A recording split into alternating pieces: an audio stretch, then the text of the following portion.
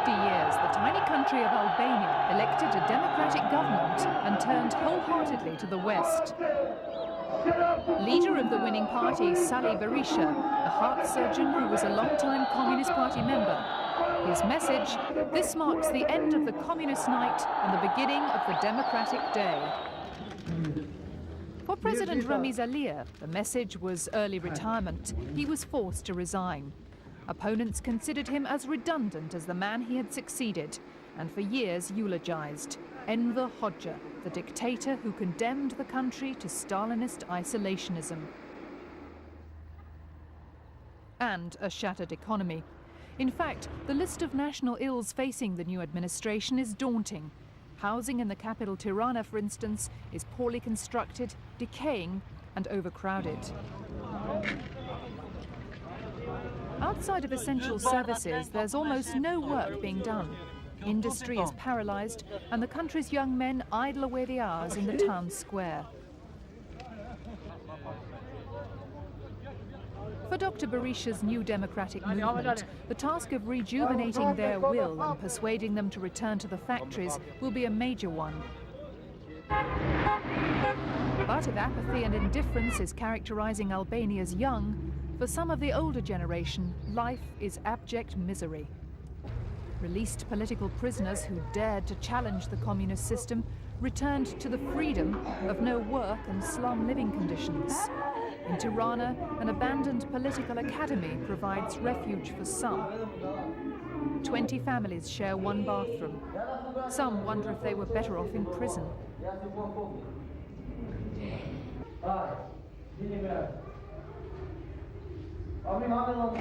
Nighttime in the capital, and visitors are advised to keep off the streets. In the period of transition from communism to democracy, crime has risen by 70%. Social malaise has spawned a new violence that has caused a near breakdown in police confidence and great fear amongst the public. Municipal buses no longer ply regular routes, but take passengers to their destination for a negotiated fee.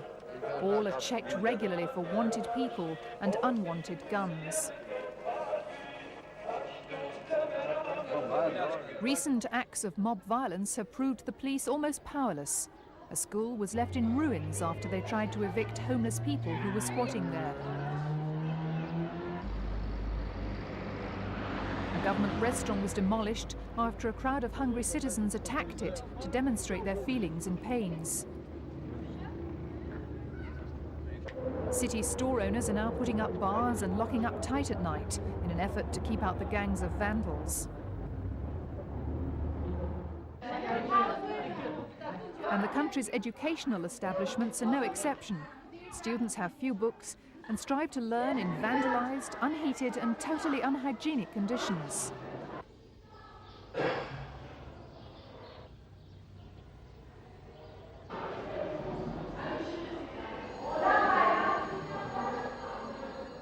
But if conditions are bad in the city schools, they're even worse in the hospitals. Massive amounts of money are needed simply to stem the general dilapidation of buildings that have been allowed to fall into pathetic states of neglect.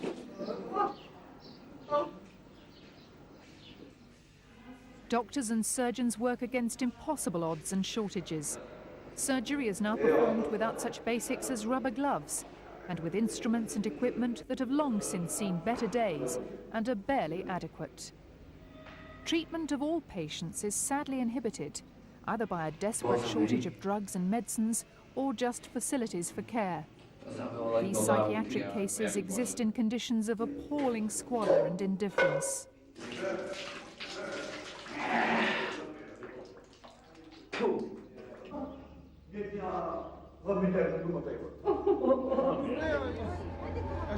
Like most of their counterparts in former communist states, people here have to accept long queues for necessities as part of their daily routine.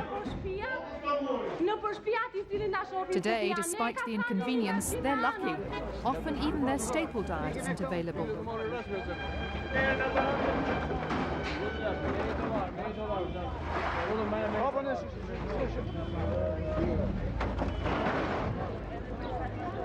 Another essential commodity, heating oil, regularly draws massive queues, provided it's selling at controlled prices.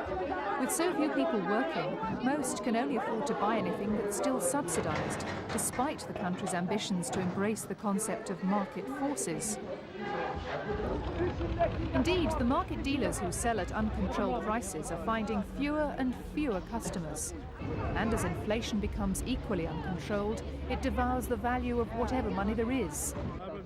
Even so, for some with wads of the near useless notes, there are still deals to be done.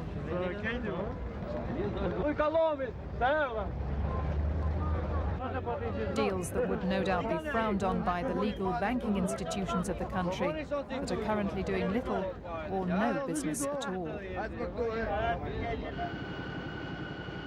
In fact, this mountainous little nation can no longer feed or sustain itself. More and more, it's relying on wealthier neighbours. The Italian army, for instance, plays a key role in delivering supplies to the remote country areas.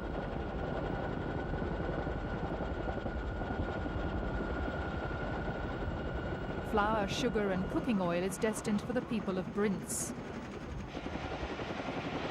Life in these isolated communities hasn't changed much for centuries, except that since the collapse of communism, the struggle for survival has become even harder. Now the world waits to see if the new order will ease some of the pain reflected in the faces.